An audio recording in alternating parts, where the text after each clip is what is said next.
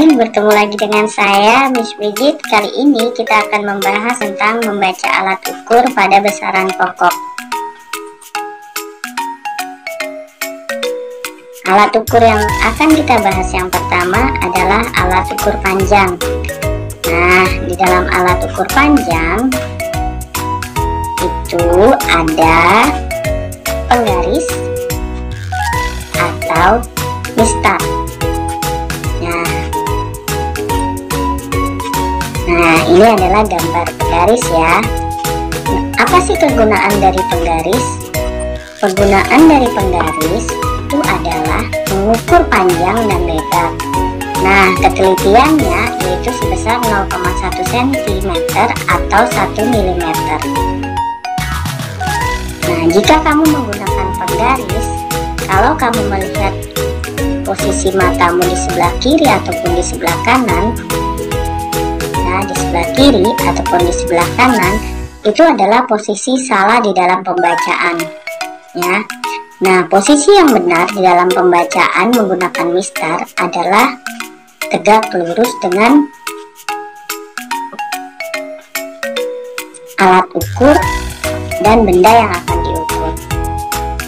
Oke. Nah, untuk lebih memahaminya, kita lihat soal berikut ini. Nah, kita mau mengukur benda ini ya. Oke. Nah, caranya kita lihat ya, dari 6 ke 8 ternyata panjangnya adalah sebesar 2 cm ya. Nah, kemudian sebelum angka 6 terdapat 2 garis, maka hasil pembacaannya adalah 2,2 cm. Nah, untuk soal berikut jawabannya adalah yang B. Nah, alat ukur yang kedua adalah jangka sorong. Oke, kita lihat gambarnya di sini ya. Nah, jangka sorong ini analah alat yang digunakan untuk mengukur panjang, lebar, diameter dalam dan luar. Ketelitian dari jangka sorong itu adalah 0,01 cm atau 0,1 mm. Oke, kita akan lihat bagian-bagian dari jangka sorong. Nah, yang ini nih, di bagian atas ini adalah rahang tetap atas. Nah, rahang tetap atas ini digunakan untuk mengukur diameter dalam ya. Nah, yang di bawah dua ini adalah rahang tetap bawah. Nah, yang ini tetap bawah tapi dia digunakan untuk rahang sorong bawah, jadi dia bisa digeser sesuai dengan benda yang diukur. Nah, kemudian garis yang kecil-kecil ini adalah skala utamanya. Yang bawahnya adalah skala nonius. Nah, ini tangkai ukur kedalaman. Jadi kalau misalnya kamu ingin mengukur kedalaman sebuah tabung, kamu menggunakan ini. Oke, kita akan belajar cara membaca jangka sorong. Oke, kita lihat di sini ya, kita mengukur benda ini ya. Kita mengukur panjangnya. Kita menggeser rahang gesernya ya, kemudian kita kunci seperti ini. Kemudian kita akan lakukan pembacaannya. Pembacaan yang pertama kita lakukan adalah kita melakukan pembacaan skala utama. Nah, caranya bagaimana membaca skala utama? Caranya adalah kita lihat angka 0 ini ya, angka 0 pada skala nonius. Kita akan melihat angka 0 pada skala nonius ya, ini angka 0 ya, tepat jatuh di mana? Di skala utama ya, tepat jatuh di skala utamanya di mana? ternyata dia jatuhnya itu adalah satu garis setelah angka 3. Kalau satu garis setelah angka 3, maka pembacaannya adalah ya, karena setelah angka 3 setelah satu garis setelah angka 3 berarti pembacaannya adalah 3,1. Untuk membaca skala nonius ya, kita akan melihat garis yang berhimpit antara skala utama, ya, garis yang berhimpit antara skala utama dengan skala nonius. Nah, garis yang berhimpit itu adalah yang kita lihat dari gambar yang ini, tapi kita membacanya di skala nonius ya. Nah, ini adalah garis yang berhimpit. Nah, kita akan hitung garis yang ini itu besarnya berapa. Kalau ini 5, berarti sebelahnya adalah 6, ini 7, ini 8, berarti garis yang berhimpit adalah 9. Sehingga pembacaan skala noniusnya adalah 0,09 cm. Oke, skala utama tadi kita sudah lihat ya, besarnya adalah 3,1 cm. Kemudian skala noniusnya adalah 0,09 cm. Maka hasil pembacaannya adalah 3,1 ditambah 0,09, hasilnya adalah 3,19 cm. Nah, ini cara pembacaan jangka sorong. Nah, untuk lebih pahami, kita coba soal berikut ini. Oke, hasil pengukuran jangka sorong berikut adalah, kita lihat ya, sama seperti tadi, kita lihat angka 0 pada skala nonius ya, angka 0 pada skala nonius ini adalah skala nonius ya, skala nonius. Dan yang atas adalah skala utama ya, yang atas adalah skala utama. Oke, kita lihat angka 0-nya di sini. Nah, angka 0 pada skala nonius ini ternyata dia jatuh 3 garis, 1, 2, 3 garis setelah angka 4. Sehingga pembacaannya adalah, karena 3 garis, maka pembacaannya adalah 4,3. Ini adalah pembacaan untuk skala utama. Oke. Kita akan mencari pembacaan skala nonius. Caranya adalah mencari garis yang sejajar atau berhimpit antara skala utama dengan skala nonius. Ya, ternyata garis yang berhimpit adalah ini. Nah, kita melakukan pembacaannya pada skala nonius, sehingga pembacaannya adalah sebesar 0,05 cm. Ini adalah pembacaan skala nonius. Nah, sehingga pembacaannya tinggal kita jumlahkan 4,3 ditambah 0,05, sehingga pembacaannya sebesar 4,35 cm. Nah, jawaban untuk soal ini adalah yang C. Oke, kita coba sekali lagi ya. Oke, kita lihat soal yang berikut ya. Perhatikan pengukuran menggunakan jangka sorong di bawah ini. Hasil pengukurannya adalah sama seperti yang sebelumnya. Kita lihat angka 0 pada skala nonius ya, ini skala nonius ya. Yang atas adalah skala utama. Oke, nah ternyata angka nolnya itu jatuh di sebelah sini ya. Nah ini, nah jatuhnya di sebelah sini. Oke, kita lihat kalau ini 9, ini 9 dan ini 10, maka yang di tengah adalah 9,5. Nah, skala nonius, angka 0 skala nonius jatuh 2 garis setelah 9,5. Nah, maka pembacaan untuk skala utamanya adalah sebesar 9,7. Ini adalah pembacaan skala utama. Kenapa demikian? Karena angka nolnya itu jatuh 2 garis setelah 9,5.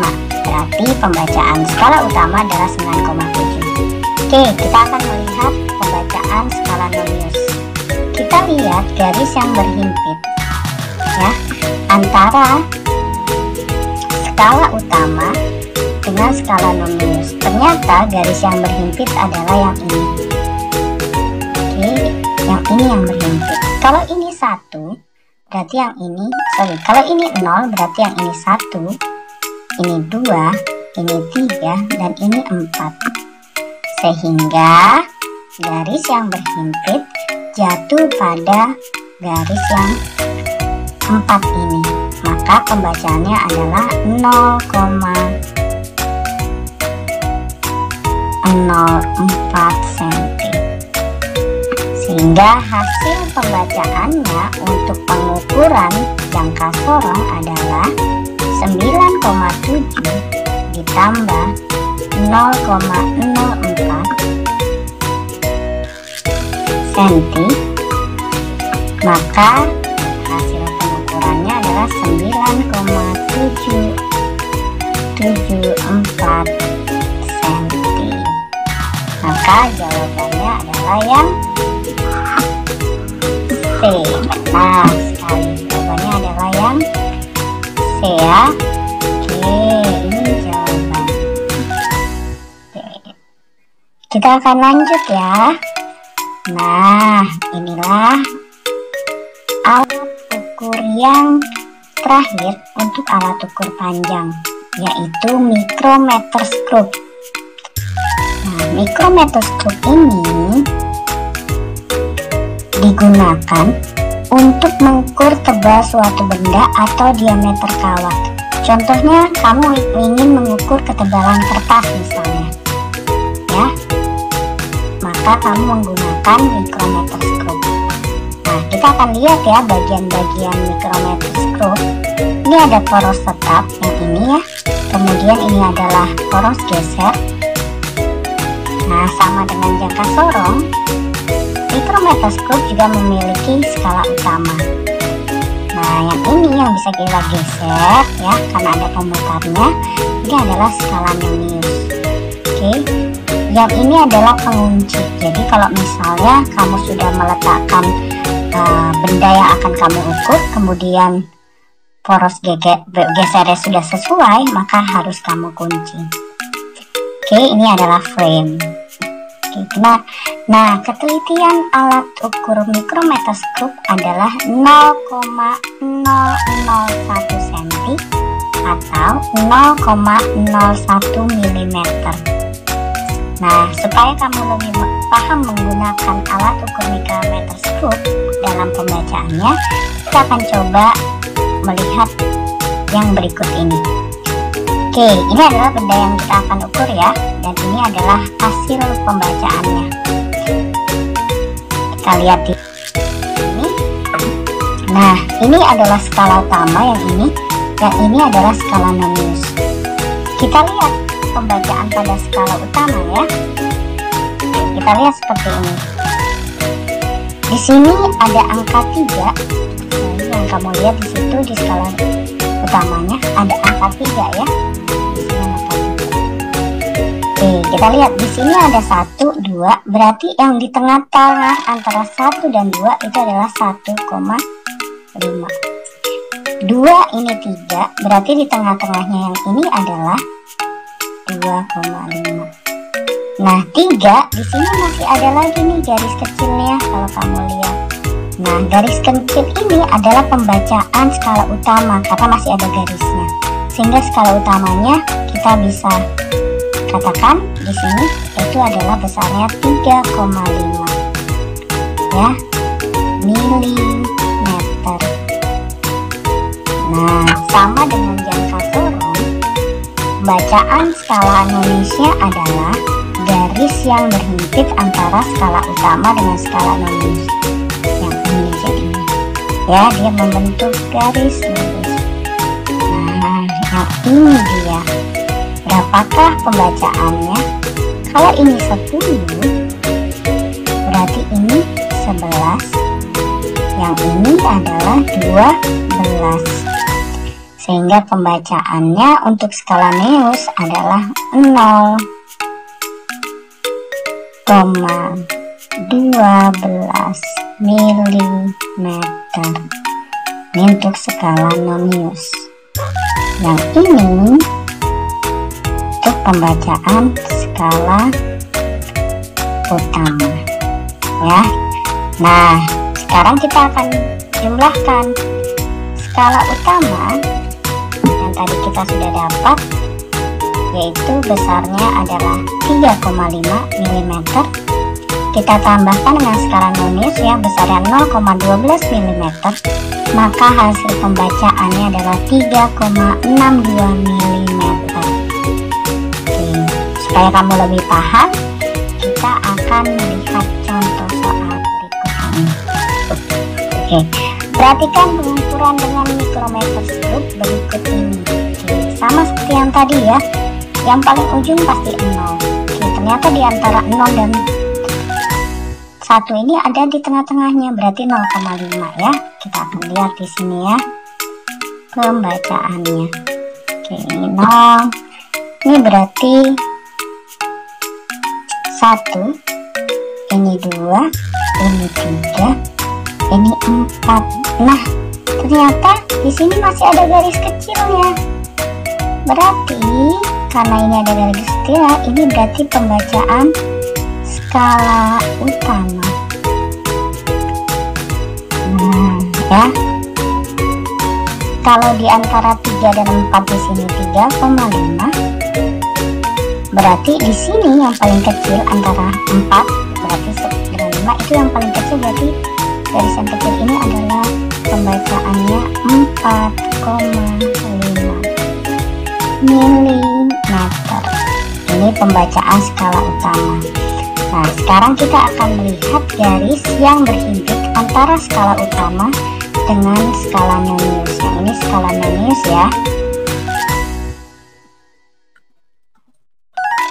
Nah, ternyata garis yang berhimpit adalah yang ini. Oke, bisa kamu lihat di sini. Kalau ini 40, bawahnya masih, berarti bawahnya adalah 39. Berarti pembacaan yang di sini adalah 38. Sehingga pembacaan untuk skala nominusnya adalah 0,38 milimeter. Nah, sekarang tinggal kita tambahkan ya. Kita tambahkan 4,5. Kita tambah dengan 0,38 milimeter. Kita jumlahkan, itu hasilnya ya, itu akan sama dengan 4,88 milimeter. Inilah hasil pembacaannya. Sehingga soal berikut ini jawabannya adalah yang C ya. Oke, semoga paham ya.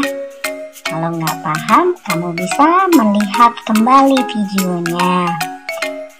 Next, nih kita ada lagi nih ya. Kita lihat ya. Oke, mikrometer skrup di bawah ini menunjukkan angka pengukuran. Oke, kita lihat ya. Ternyata yang paling ujung itu adalah paling ujung dari skala nominus adalah angka 5. Di sininya di paling bawahnya tidak ada garis lagi, berarti pembacaan kita untuk skala utamanya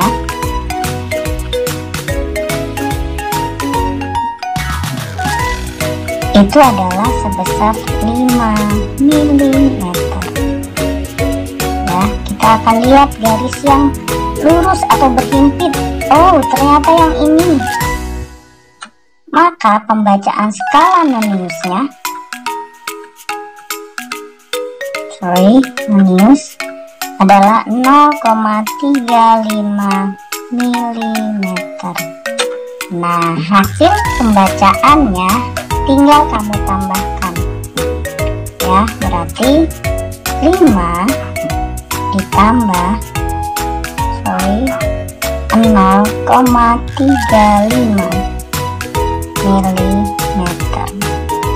Maka hasilnya adalah 5,35 mm. Dan jawaban untuk soal ini adalah yang benar sekali. Oke, kita sudah bahas alat ukur panjang yaitu penggaris, jangka sorong, dan mikrometroskop. Sekarang kita akan menuju alat ukur massa. Nah, alat ukur massa adalah neraca ya. Nah, kita lihat di sini ada neraca. Ya, ada neraca 3 lengan. Ya, gimana sih cara pembacaannya? Nah, kalau kamu lihat yang di sini, yang punya ini, ya, di sini ada 1000 gram, 100 gram, 50 gram. Berarti pembacaan hasil massa untuk benda P ini berapa? Nah, kalau yang seperti ini, kita hanya tinggal tambahkan 1000 ditambah 100 tambah 50, maka besar massa pada P ini adalah 1150. Berapa tadi? Besarnya adalah, untuk massa P, besarnya adalah 1150 gram. Gimana caranya? Yaitu dengan menambahkan 1000 ditambahkan 100 dan ditambahkan 50, maka kita memperoleh massa benda P. Oke. Sekarang bagaimana nih cara pembacaan untuk neraca 3 lengan? Oke, kita lihat yang berikut ya. Cara pembacaannya sama saja ya, yaitu kita menjumlahkan semua ya petunjuk ya. Ketika neraca tersebut sudah seimbang, tinggal kita baca. Oke, ini sini ada 500 ya, 500 gram, berarti kita akan tambahkan dengan 40 karena yang ditunjuk oleh jamnya adalah 40. Kemudian di sini kita lihat di sini berapa ini ya, ternyata garis yang ditunjuk di sini adalah di garis angka 4 setelah angka 2. Maka yang di sini pembacaannya sebesar 2,4 gram. Nah, kita jumlahkan 500 tambah 40, 540 ditambah 2,4, maka hasilnya adalah, hasil pembacaannya adalah 542,4 gram. Nah, begitulah cara pembacaan untuk massa menggunakan neraca 3 lengan. Oke, kita ke ukur berikutnya, yaitu waktu. Nah, biasanya waktu itu, untuk mengukur waktu menggunakan jam atau stopwatch. Nah, kalian tahu nggak ini pernah pegang nggak stopwatch? Ini adalah stopwatch ya. Nah, lingkaran di dalam ini menunjukkan menit. Nah, yang di luar ini nih, yang di luar dia menunjukkan detik. Oke, demikianlah pembahasan kita kali ini mengenai alat ukur besaran pokok. Terima kasih, sampai jumpa.